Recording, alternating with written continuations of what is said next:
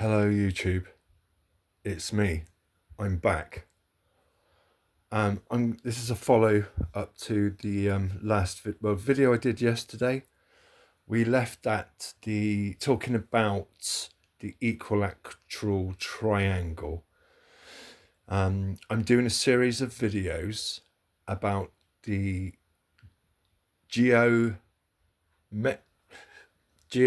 geometry creation myth. It's an explanation of cosmology. All religions are cosmologies. And, in these series of videos, we're analysing the symbology in religion. And we're also talking about geometry and its connection to the ancient past. Geometry means measure of the earth. So primarily we're talking about geometry, right? We're talking about mathematics. We're talking about logistics. We're talking about arithmetic. We're talking about music. We're talking about architecture. We're talking about sacred symbolism within religion. All of these symbols in religions herald back to the cosmology, an original cosmology. Basically, if you track it back, you go back to the civilizations of Egypt and Sumeria and other civilizations. The common factor of all of the ancient civilizations is that they based their religions on a cosmology. These cosmologies were developed later on into our computer science now. We're talking about the duodecimal system of numbers as well, which is 1 to 12. The numbers 1 to 12 in relationship to geometry are very important. This is why number 12 is so prominent in religious stories. Jesus, the 12 disciples. Muhammad, the 12 followers. Buddha. King Arthur and the 12 knights around the round table. Maybe we have found the Holy Grail. This is maybe the illumination that is pointed out in a lot of the literature. The Greeks called it nous, knowledge. I think Plato said, "Let no man enter who is ignorant." I think he had a sign on his house, "Let no man enter," or woman, who is ignorant of geometry. Without a foundational knowledge of geometry, which a lot of people miss in their early forming years as toddlers,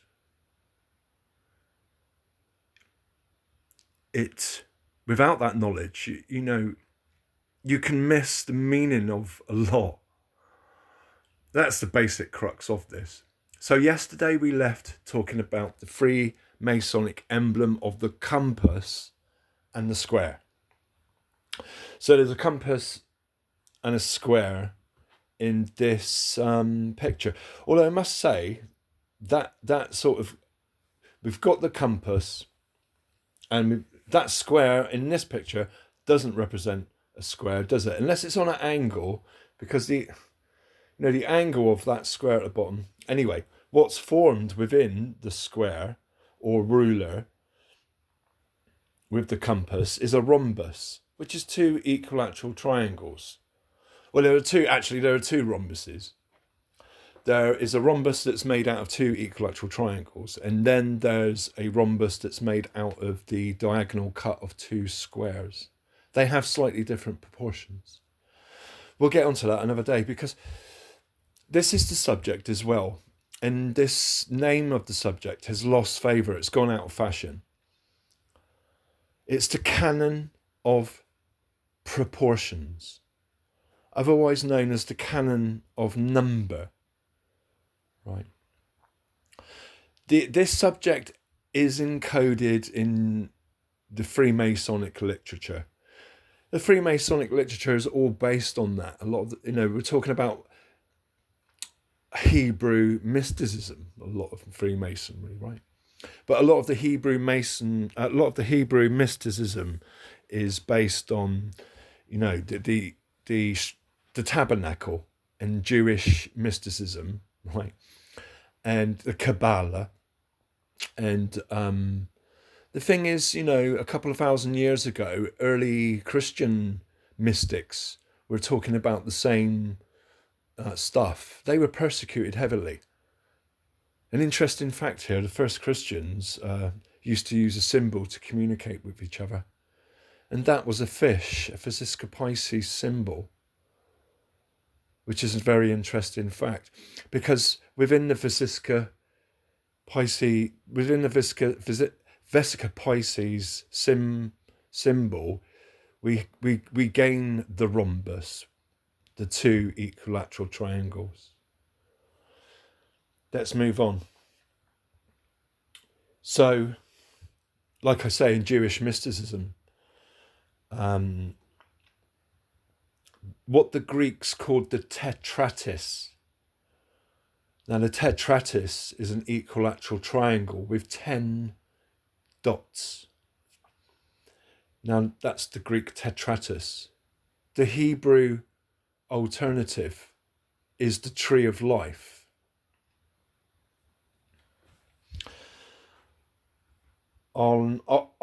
You can read this. I'm not going to read it out, but if you're interested, there is some allegory to the subject in this writing here. But primarily a lot of the literature to do with Freemasonry and Hebrew mysticism is about the great architect, the great geometer. So look, you can pause that, read that for yourself. We're going to skip on. Oh, one more interesting fact. The menorah, the tree of life from Greek literature. Right, the menorah often was depicted, this is a fact. It was depicted and associated with a flower. That flower was a 5-petaled fruit. Is it an almond? Because all fruiting trees have 5-fold geometry in their flowers and in their fruits. And the menorah was often depicted, is it menorah? Excuse me if I've got that wrong. The tree of life was often depicted with the flowers of the almond. I think it's the almond tree. Doesn't matter, because it was some particular 5-petaled flower, right? Why am I telling you that? I'm just telling you, for future reference. Let's move on. This is a play on the tetratis. You have 1 dot at the top, then 2, then 3, then 4. That tetratis, Plato used to make lots of references to 1, 2, 3, 4, but more so to 1, 2, 3. The geometry of 3 is the equilateral triangle. The lattice, the geometrical lattice, the net contained within the rhombus from the Vesica Pisces, that net, that matrix, if you like, is a lattice. It's isometric, but the isometric geometry is all about being able to define or actually draw on the plane 2-dimensional objects and then develop them into the Euclidean 3-dimensional geometry. And And that, you know, this matrix of the equilateral triangle is key to the development from understanding the plane geometry and its development in relationships to three-dimensional geometry. And it isn't interesting that, you know, we're talking about a system of mathematics that you can represent 2 dimensions into 3 dimensions. The shape made within the Vesica Pisces is a type of lens. We're talking about the fundamental principles of the representation of matter in the 2-dimension and 3-dimension, right? The key foundational shape where that all develops from is the Vesica Pisces. Was this why Jesus was called the fisher of men? There's geometrical allegories in the Bible. One is about the story of 103 fishes, and we will cover that. But that's way above our pay grade at the moment. And mine, frankly. We have to get, you know, develop to that. And we will cover that. We will cover that. The 153 fishes and the net. This net shape is made in the rhombus. It's a lattice. And like I say, could be interpreted as a matrix. Let's not get too mystical. This is a good picture. You know, from left to right. You know, from our studies in ancient books and the architecture, we are able to gain insight into this knowledge, right? What we're talking about is the systems we develop to measure time is to do with geometry. Our understanding of the temporal world, the measurement of time, geometry, measure of the earth. You know, in studies done, the ancients worked out the size of the planet, its relationship within the solar system. Unfortunately, through epochs of book burnings, knowledge has been lost on the way. Notice the cube here. The cube is made out of 3 rhombuses. Like I say, that shape of the equilateral triangle is actually fundamental in understanding geometry. In the background, you can see the lattice of the equilateral triangle. This picture as well represents the squaring of the circle, the squared circle. You may, most of us are aware of that symbol from Leonardo da Vinci's Vitruvian Man. Vitruvius was a Roman architect, but Leonardo da Vinci knew of the geometry, and the squared circle is one of the greatest mysteries in geometry. But there is also mathematical information to do with the proportions of the human body, and also going up to the macro, the proportions of the Earth and its relationship and size to the moon. Those proportions are contained within the squared circle. St. John's high vision on the mountain of the New Jerusalem. St. John visualized a giant cube that was round. It had 12 gates and 12 jewels. But St. John's high vision, and this is the symbol here, high vision on a mountain, is John's vision, often described when people like having a high vision on a mountain, is symbolic of understanding this. And that's what, there is geometrical. St. John's vision, in one way, is a geometrical allegory of God's ideal city.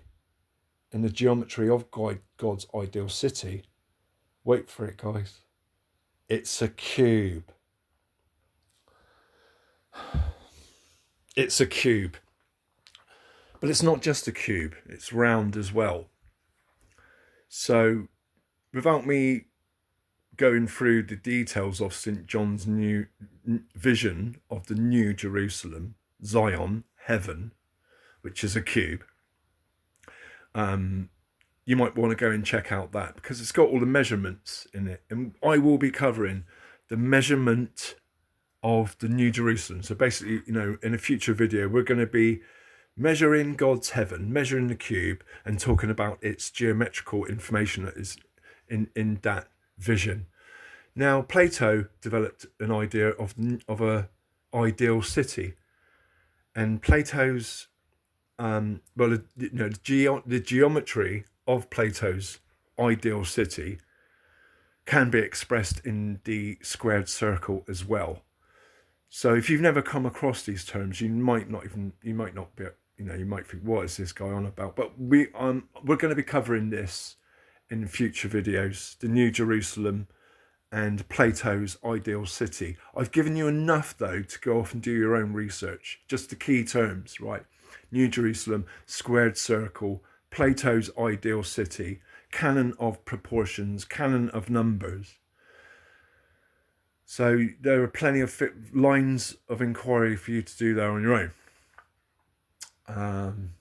And just to sum this picture up from left to right, the ancient knowledge, we developed science and computer science and a deep understanding. It's of a deeper understanding. Basically, we're talking. Science is a cosmology. Religion was a cosmology, and there is a cosmology or a cosmological way of looking at geometry as well. And it's all encoded in our ancient buildings, like the Giza Pyramid. The Giza Pyramid is based on a squared circle. So let's move on. Triangles. I missed this class at maths at school. I didn't, but these are 6 main types of triangles. So this is the tie-in here to Pythagorean triangles. So there's something for you to go off. I don't want to bore you with all the ins and outs with this, right, frankly. So we'll move on from the main types of triangles. But but it is an interesting thing to delve into. That's another video, another day. This is a funny picture. But I always did want to know how to work out the area of a pine cone. So, some people might find that boring. Some people might find that a revelation. That's up to you, isn't it? I suppose. So here's the Vesca Pisces with Jesus, the fisher of men, inside the fish vessel in a square. And there are the 4 evangelicals.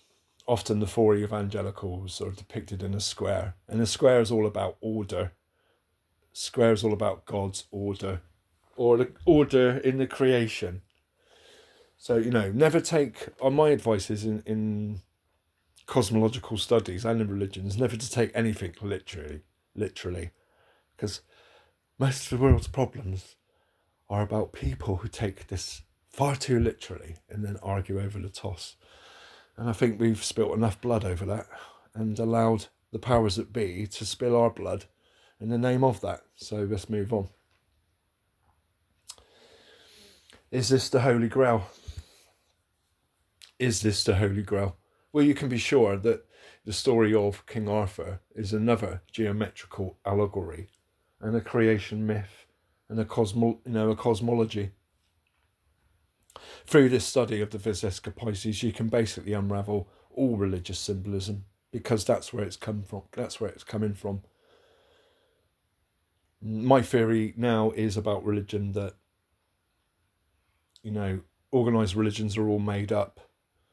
That's not to say I'm not spiritual. That's not to say some dude like Jesus didn't come along and shake some things up in the system. But I'm talking about organised religion. I'm not talking about Jesus. I'm talking about organised religion. Organised religion has been used to suppress humanity, keep the knowledge away from the masses.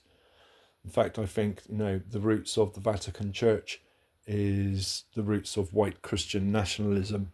And unfortunately, we're locked into this white Christian nationalism against the Arab state and against the deep, sinister forces of this world. Autocracy incorporated, I call it now. The roots of that is the Vatican. Anyway, sorry, I digress. Ancient symbols developing from this basic cosmology that develops from the Vesica Pisces. And you can be sure why the Christians in the Vatican suppress this knowledge, when the main symbol of this knowledge represents the feminine. That's why St. Mary is often depicted in the Vesica Pisces. But the Vesica Pisces represents the yoni as well. So that's, very distasteful for the patriarchy. The patriarchy in the Roman Church has basically done away with a lot of the feminine aspects in religion. It's still there in a token gesture. Could it be the Holy Grail? Could this be the Holy Grail? Nous, knowledge. Let no man enter who is ignorant of geometry. Let's move on. I'm trying not to get too mystical. Here's a swirling Vesica Pisces. I'm not trying to hypnotise you. I'm just pointing something out. The Vesica Pisces is about the union of two circles. And there is there is a sexual context to this. We're talking about the union of two circles and then what is created from the vessel. What is created from the vessel that looks like a yoni is the unfoldment of geometry. 7, in the number 1 to 12, 7 is the primary number to do with the mysteries in the feminine, number 7. And I think in Greek goddess, I think it's Athena, who's the number 7, depicted with an owl. And the owl represents wisdom, right? It's not Baal. It's not the devil. The owl always represented mainly wisdom, yeah? So don't get too literal and don't let someone gaslight you online. I'm helping people de-ramp. I've de-ramped myself. Or I'm de-ramping. Let's all de-ramp together. This is just a mixture. Don't take any of this literally. I've not gone through this. So yeah, sorry about that picture. Don't know where that's at. That's a bit blurry. Nos. Is the 153 again. This is an important thing to do with the 153 in the Vesica Pisces. There's a grid-like pattern that you can make, which we've covered, right? And there's an allegory for it in the Bible about Jesus and the fishes, right? Catching the fishes with a net. So we'll save that for another video. And the symbology of the Vesica Pisces is about the upper world above and below. Right, and right. The right is the spirit. The right circle is the spirit, and don't take anything literally. We're talking metaphorically. We're talking about geometrical allegories within religion. Never take it literally. Let's move on. Oh, this is an expression as well. The Jesus and the 5 fishes. Not five fishes. Jesus and the 153 fishes. But we'll leave that for another time. But you may have come across this this picture that you're looking at. So we'll cover that again. Another blurry picture.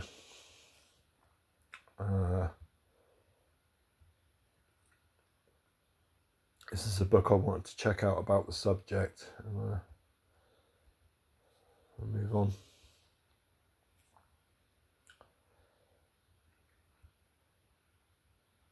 I forgot what picture this is. I think it's a picture of Socrates, but this is just a segment of a picture of Socrates. I forgot what the picture's called. We'll cover that another time now. But you know, this knowledge was worked out thousands of years ago. Unfortunately, through humanity's endeavours, conquest, imperialism, and empire building, unfortunately, a lot of this information got, well, we call it the Dark Ages, don't we? And then we had an age of enlightenment, the Renaissance, when we rediscovered that the earth was round. We rediscovered geometry. No one actually, this stuff is universal. It's to be discovered. It unravels from the investigations of geometry. So it's been rediscovered at different epochs in the ages.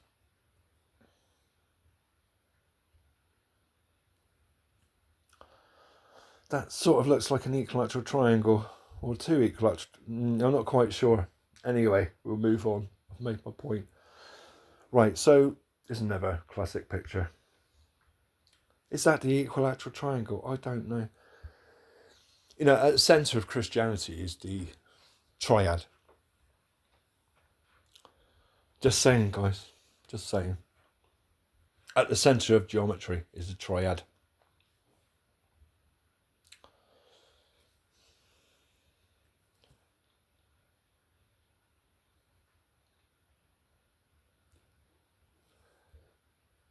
This is a picture of a cosmological plan of the universe. It sort of hasn't got the proportions that I've been talking about in my videos, but it's relevant to the subject. But let's move on. Okay, I think this is a good picture to leave this one. I don't want to go on too long. And these videos that I'm doing, uncut, just me talking, they're all for you to try and come up to speed.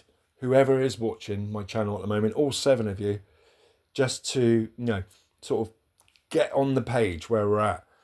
I'm hoping to develop my videos and make them far more entertaining, but I'll tell you what, it takes a lot of effort, right? I do this for nothing, yeah? Look, I'm not being paid by the CIA to do this, so, or anybody else, right?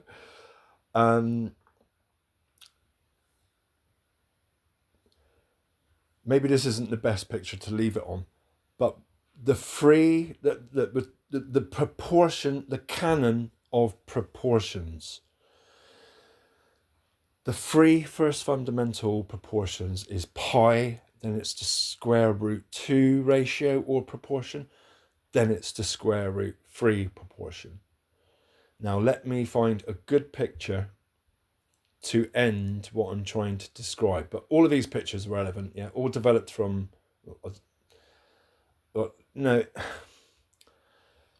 all iconic propaganda's information, right? Iconic paintings to do with geometry is this subject, right? That's a stylized rhombus. Vesca Pisces, a picture of the cosmological plan of the different size circles. Let's move on. That's a tabernacle, right? The geometry of the ancient tabernacle has the geometrical allegories contained within it. That's why the architecture of Solomon's temple has the geometry encoded in it, all to do with the tabernacle. The great right, so this is just a modern play on the geometrical principles from a pretty window. Self-explanatory. but I think that's Buddhist. Is it Buddhist or it's Far East? But again, you know, these systems of geometry weren't just worked out by the Greeks or by the Sumerians, or, you know, rediscovered by the Greeks or developed by the Sumerians. You know, it wasn't just about them, because the same code of geometry was being worked out in the Far East and in the Chinese Empire. And in fact, we're talking about, you know, the subject of Feng Shui, geomancy. The subject of geomancy, Feng Shui, is about building and constructing human endeavours in the landscape in a harmonious way, right? And that all heralds back to the design of a temple, building a temple in harmony with the universe, which is all based from the same geometry. I want to leave this on a good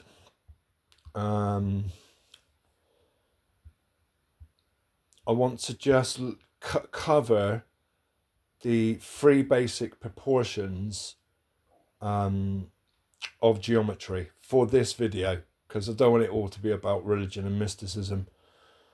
This is the tetratus. You can, you know, you're welcome to pause and look at any of these pictures. I don't want to waste too much of your time. Another representation of the tetratus. Up above, we have the 3, 4, 5 triangle. I want to leave this video on the first three proportions. I don't need to talk about these pictures. They're all tied into our subject though, guys. Yeah. This is another play on the tetratus. That's a picture of a Kabbalah tree of life. Freemasonic symbol, tetratus.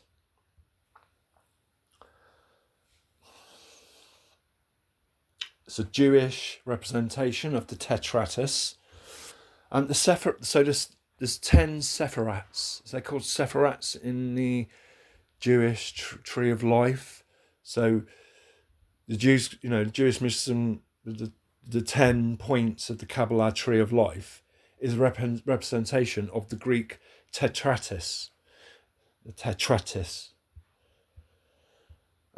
Yeah, this is what I was on about to you with the menorah, the Jewish 7-branched tree of life. It was always depicted with almond flowers. And almond seed was often the representation of the Vesica Pisces.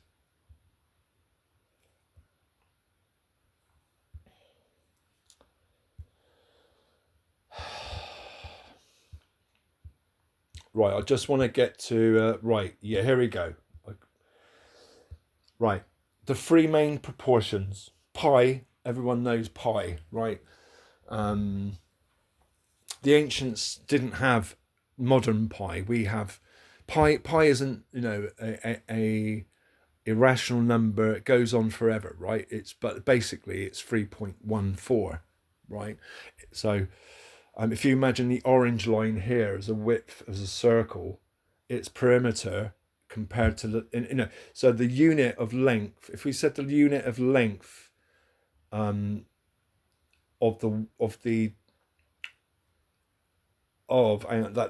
a bad line. I've just noticed that orange line is not the width of a circle. So pi is the width of a circle and the ratio of that to the radius, to the circumference of a circle, right? So if the width of a circle is 1, right? The the circumference is 3.147, and that number goes on infinity, right? It's an irrational number.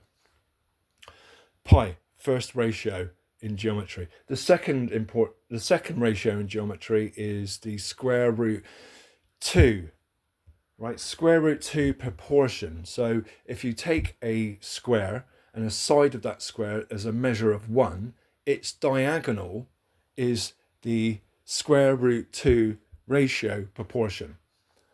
The third important ratio in geometry, the third ratio, is the square root 3, right? Rectangle or proportion, or ratio. So if you take the width of the fish-shaped Vesica Pisces as a unit of 1, and then compare that to the length of the fish, which is the red line here, and that length, the ratio and proportion is the square root 3 proportion or ratio in mathematics. So that's what I want to cover today. Have a good one. Have a powerful day.